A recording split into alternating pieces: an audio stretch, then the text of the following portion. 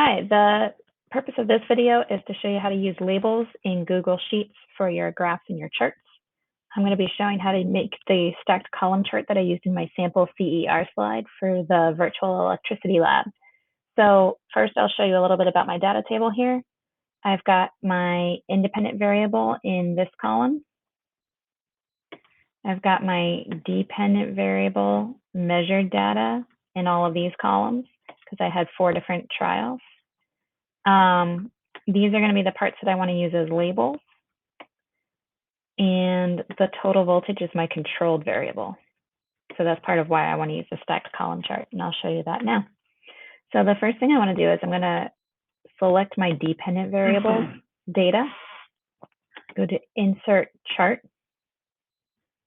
And then it kind of gives me their standard default stuff. I'm going to just go to view full screen and give us a little more space to see what's going on here and move this down. Okay, open up that chart editor again.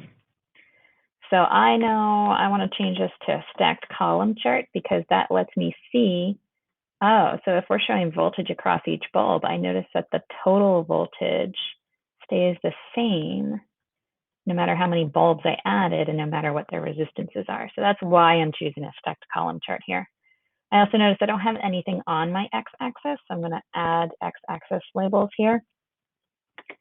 Click on the grid to select a data range. And I'm going to select the column I identified as my independent variable. That puts 1, 2, 3, 4 down at the bottom. I don't have labels yet, but I know that we know how to do that here with chart and axis titles. You can do that yourself later.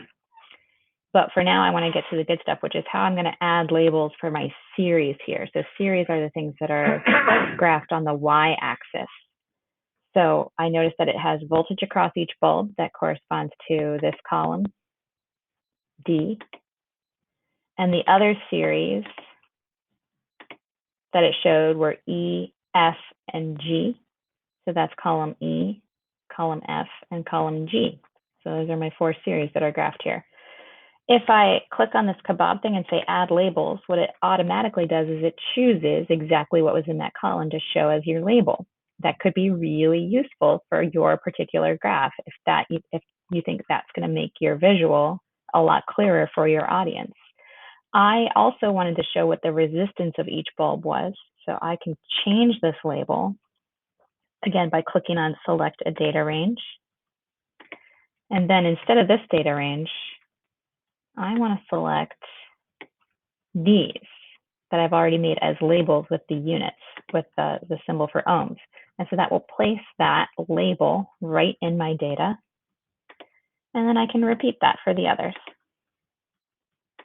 Select data range, select, and so on.